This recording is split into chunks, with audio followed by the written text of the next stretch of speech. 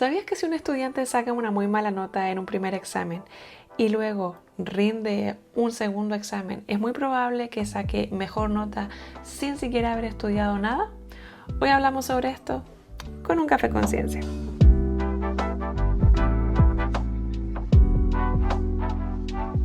Sí, la intro fue súper corta. ¿Por qué? Porque tiene todo que ver con el video anterior que hicimos. En el video anterior lo que vimos fue básicamente conceptos que a nosotros los seres humanos nos cuestan mucho entender, que tendemos a generar errores cuando los interpretamos.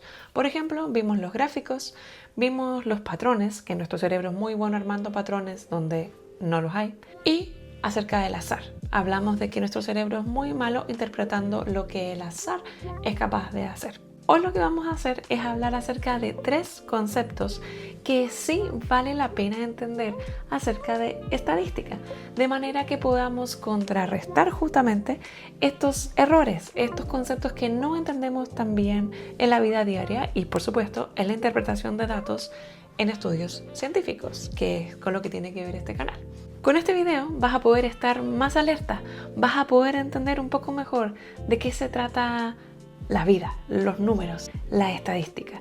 Y vuelvo a repetir un poco lo que dije en el video anterior, pero ¿por qué estamos hablando de estadística? Bueno, porque me he fijado que casi todas las personas fallamos en entender o en interpretar los datos. Interpretar datos es un arte. Y justamente por eso decía en el video anterior que la estadística es, digamos, como la prima fea de la matemática. No la quieren mucho. Hay poca gente que le gusta la estadística dentro de los investigadores en matemática. ¿Por qué? Porque es una de las disciplinas o es una rama de la matemática que se dedica mucho a interpretar. Y eso a los matemáticos no les gusta mucho, les corre un frío por la espalda.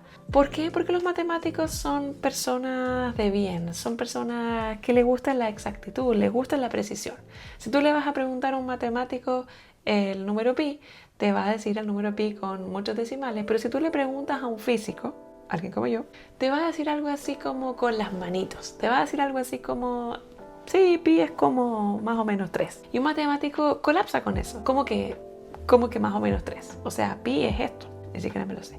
¿Pero por qué? Porque a los físicos lo que nos importa es tener una respuesta aproximada, porque el universo, la vida, el cosmos es tan complejo de entender que si yo me pongo a analizar de frentón cada uno de los detalles que está ocurriendo, entonces no podría resolver nada. Esto es donde aparece el chiste de que los físicos siempre vemos las vacas como esferas. Y es un poco cierto, ¿ya? Porque si yo agarro o trato de resolver un problema de una vaca con todos sus detalles y sus cuernitos y sus pelos, entonces nunca lo voy a poder resolver. Pero si parto pensando que la vaca es una figura un poco más simple como una esfera y luego de a poco la voy simplificando, al menos voy a tener una respuesta al principio que se va a ir de a poco acercando a la verdad. Ok, la estadística es un poco eso. La estadística es un poco interpretar el gran universo de datos que tenemos y tener respuestas más o menos aproximadas, tener grados de certidumbre acerca de las cosas que sabemos o que creemos o que no sabemos, las cosas que ignoramos. Dentro del campo de la estadística hay un montón de conceptos muy entretenidos de entender, pero hoy quiero que nos enfoquemos simplemente en 3 conceptos. Por cierto, vale la pena decir que a mí me gusta mucho ponerle pasión a cómo le enseño a mis hijos, cómo les enseño ciencia y meterlos mucho en el mundo de la ciencia, de la observación, de la curiosidad, de todo esto. Y en mi opinión personal creo que se ha puesto mucho énfasis dentro de la rama de las matemáticas en enseñarle a los niños cálculos, básicamente aprender a operar, a calcular. Pero creo que podría ser mucho más útil para la vida diaria enseñar probabilidades y estadísticas. Así que este tiempo voy a estar dejando algunos experimentos, algunas actividades muy sencillas que puedes hacer con tus hijos pequeños, ya porque mis hijos son pequeños, para poder incentivar justamente esta área. Ok, un primer concepto, un primer principio, ley, como le queramos llamar, es la conocida como ley de los grandes números. La ley de los grandes números es una ley de convergencia. Ya, y yo sé, aquí me puse rara con las palabras y yo sé, ¿Pero qué significa una ley de convergencia? Significa que es una ley de lo que sucede cuando los números o las situaciones tienden a algo. En este caso tiene que ver con tienden a tener muchas repeticiones de números. ¿Y a qué se refiere esta ley? Quiere decir que cuando tú tienes un evento, una situación, por ejemplo, lanzar una moneda o lanzar un dado, si yo repito ese evento muy pocas veces, si yo tiro el dado, por ejemplo, 5 veces y me sale 5 veces el número 6, yo podría pensar, entonces, podría concluir rápidamente que lo que ocurre cada vez que yo tiro un dado es que siempre va a salir el número 6, que el 100% de las veces va a salir el número 6. Sin embargo, sabemos, obviamente, que eso es incorrecto. ¿Y cómo lo sabemos?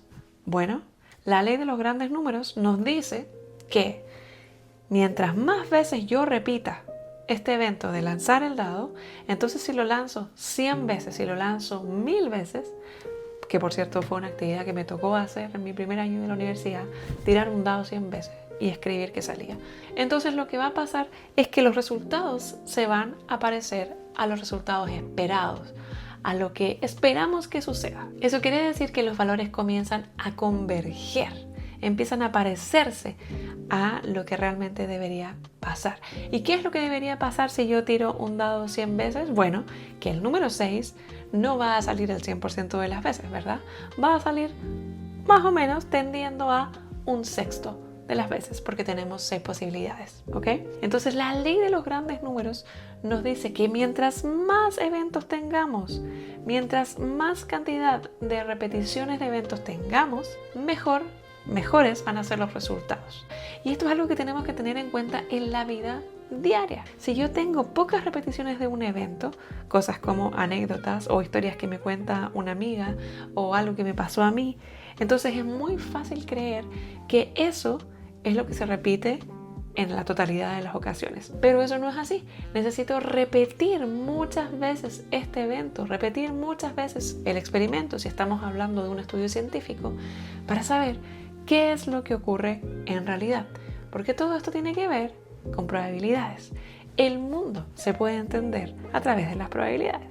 Entonces, tengamos mucho cuidado cuando interpretamos estudios que tienen muestras muy pequeñas. Siempre que leemos un paper, que leemos un estudio científico, tenemos que poner ojo a cuántas veces se ha hecho, se ha repetido la experiencia, el evento, con cuántas personas se hizo, en cuántas personas se encontraron los síntomas de tal cosa. Porque mientras más datos tengamos, mientras más repeticiones del evento tengamos, entonces más cerca de la realidad vamos a estar.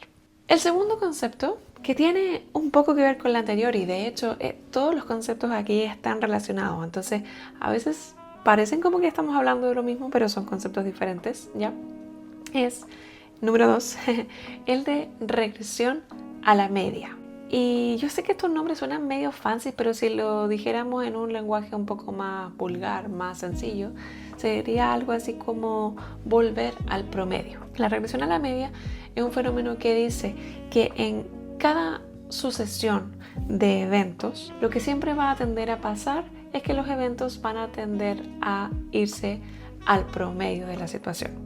Esto es lo que explicaba al principio, de que cuando yo tengo un alumno que le fue muy mal en una prueba, entonces es muy probable que la siguiente vez le vaya mejor simplemente porque su nota era tan extrema que la próxima vez la probabilidad aumenta de que esa nota se vaya hacia el promedio y tienda a mejorar. Y viceversa, si un alumno sacó una nota muy buena, extremadamente buena, entonces es muy probable que la próxima vez no saque tan buena nota, sino que se vaya al promedio. ¿De qué nos sirve entender este fenómeno estadístico?